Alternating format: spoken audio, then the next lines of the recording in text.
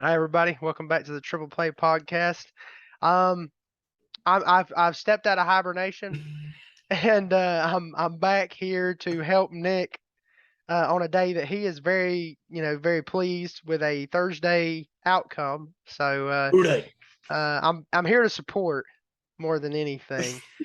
Nick, just some overall thoughts before we get into stats. I think before we get into anything, obviously we want to wish Tua a speedy recovery. Mhm.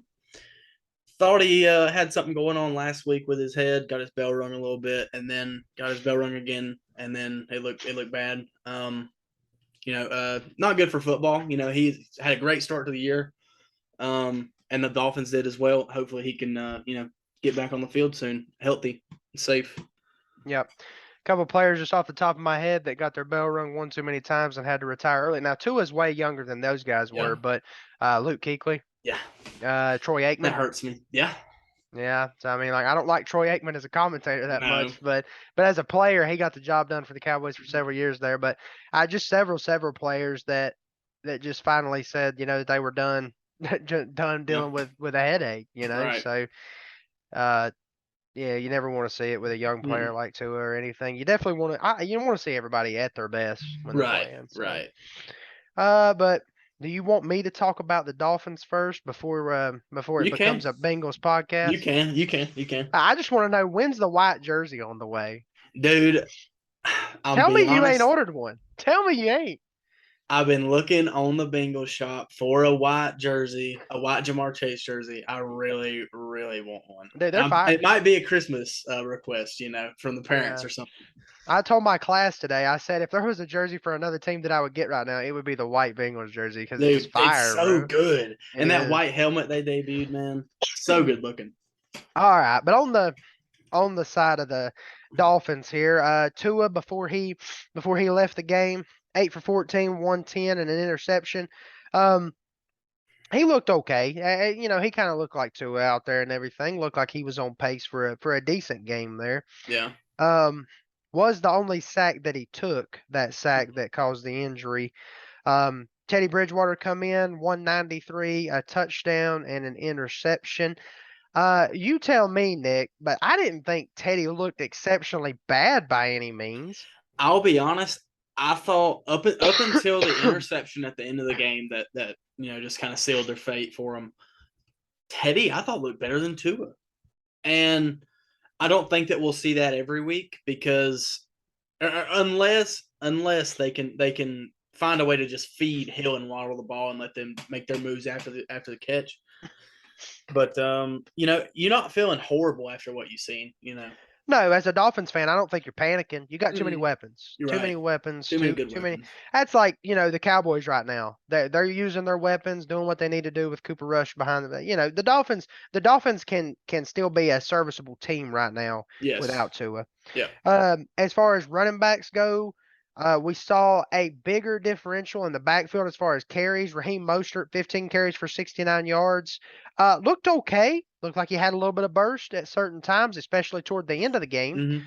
Mm-hmm. Chase Edmonds only 5 carries for 6 yards. So if you're a Chase Edmonds owner, you're not feeling too good because he only added 2 receptions. So Chase Edmonds had seven But opportunities. but Chase Evans did have a touchdown. He did get the That touchdown, does but make you feel better, but for this that's week, for this week. Yeah. yeah, next week I'm probably like 7 opportunities. Eesh.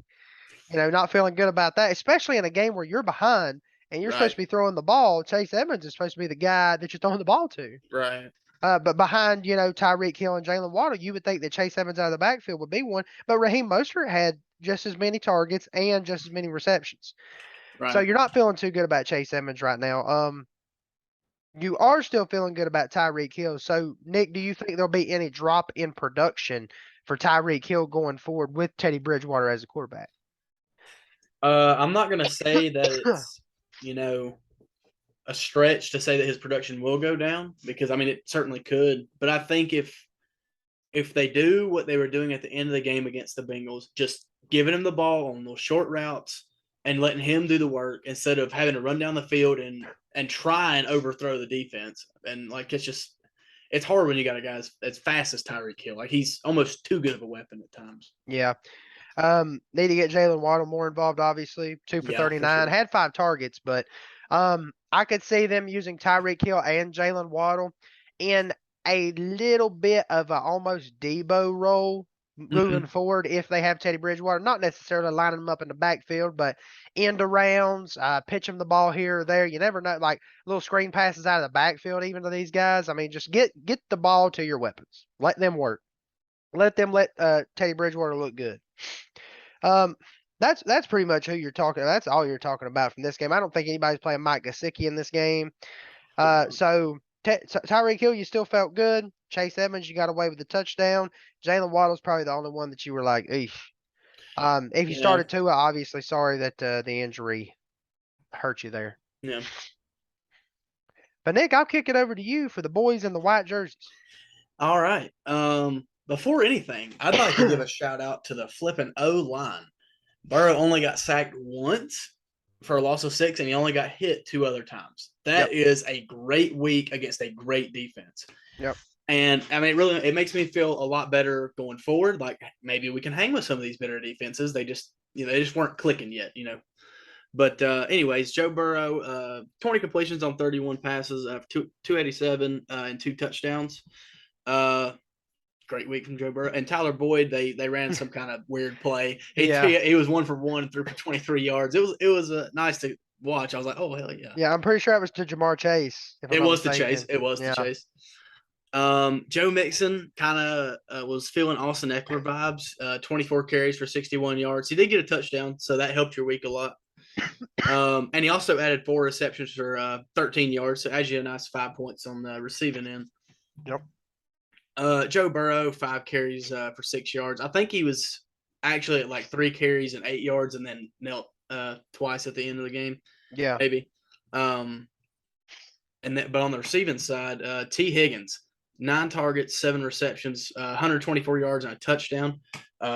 Yeah, me and Kobe are both feeling good about that. We're both fantasy owners of T. Higgins. Yes, especially with the past couple weeks. First game he goes out with an injury. Mm-hmm. Second game he misses just a little bit of time in the middle of the game with an injury. So a nice healthy game. That's all I could ask for at T. Higgins.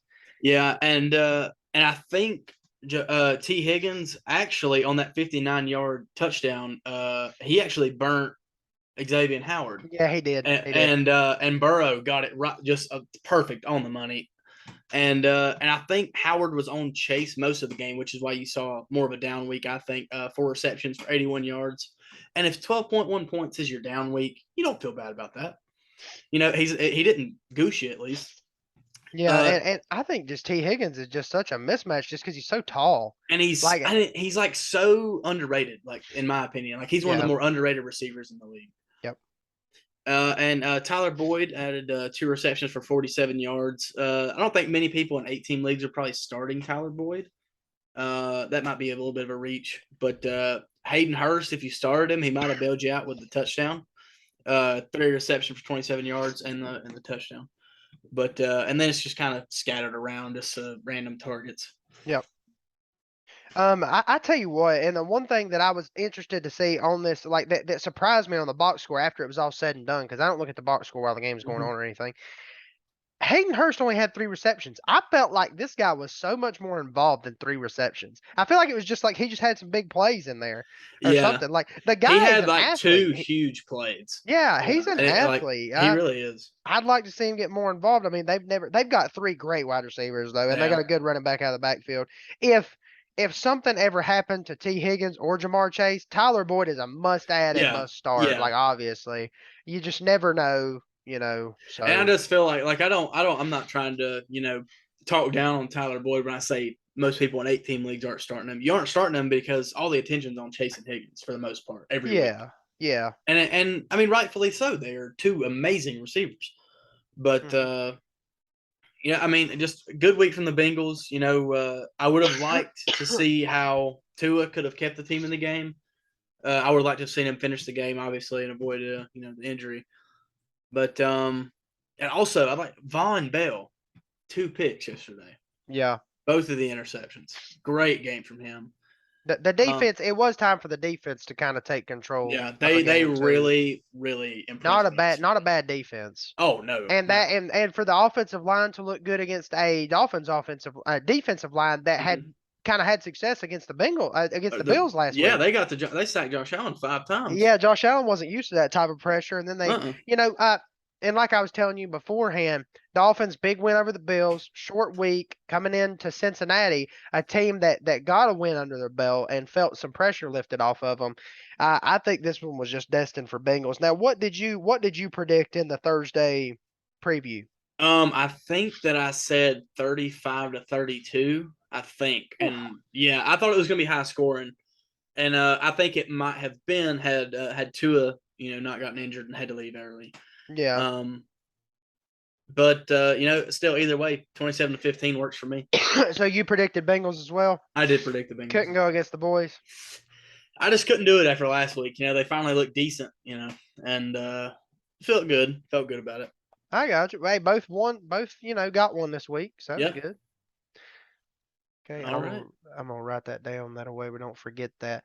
Nick, I don't know if you care real quick. I was gonna go over a couple players real quick that are out this week, so we can just throw that in here at the end of the video since the show's short. First thing, Keenan Allen out again this Sunday. I don't mind them taking the cautious approach right now. And the league that I have him in, I'm good on wide receivers. I got T. Higgins, I got Cortland Sutton and Christian Kirk. So I'm not feeling bad about it. DeAndre Swift and Amon-Ra St. Brown officially ruled out for Sunday. So the Lions are going to look a lot different in a game that we figured they would run over Seattle. But we'll talk about that more when we get to the matchup, I guess. Mac Jones is out. Michael Gallup is in. J.K. Dobbins is officially off the injury report. David Montgomery's out for the Bears. A.J. Green's out for the Cardinals. Okay. Julio Jones, a game-time decision. Cordarrelle Patterson is officially questionable. Don't rub it in. Godwin and Julio both. Okay, Godwin's also a game-time decision. I hope they sit him and just give him another week. Yeah. Andy Dalton will officially start for the Saints in London. Winston played one game with 4 fractures in his back. I guess that he realized that maybe I need a little time here to. That's just Jameis, man. He's just crazy like that, man. For sure. Gabe Davis on schedule to play this week, and I think that is about Christian McCaffrey game time decision for Sunday is what I'm hearing. I don't like that. Alvin Kamara is questionable. He's going to be questionable going forward with the ribs. You said Michael Thomas was out? Yep. Hunter Renfrow is also out, according to fantasy. Yes. And that is all I pretty much have for the current moment. Yeah, so if you're a Devontae Adams owner, absolutely start this week because Hunter Renfrow will not be there. Yep. I don't know if you're playing a number 2 wide receiver there. I don't think I'm trying to find. The Hollins guy that's been tearing it up. Matt Collins, is that his name? Yeah. Now, listen, if Hunter Renfrow's out again, you've seen him play. Matt Collins. Yeah, I don't know. Think about it. If you think you need to take a shot on Matt Collins. Yep. All right. Well, I'm good if you're good. I'm good. All right. There's going to be a video under Colby, and there's going to be an option to subscribe under me. Yeah, there you go, Colby, pointing right at it. But y'all, most importantly, y'all got to comment down below. Let us know what you thought about the game. Let me know how you feel about the Bengals going forward, and also the Dolphins as well. With Teddy Bridgewater at the helm. And then let us know if you had T. Higgins in your fantasy league as well, and he popped off for you. But thank y'all.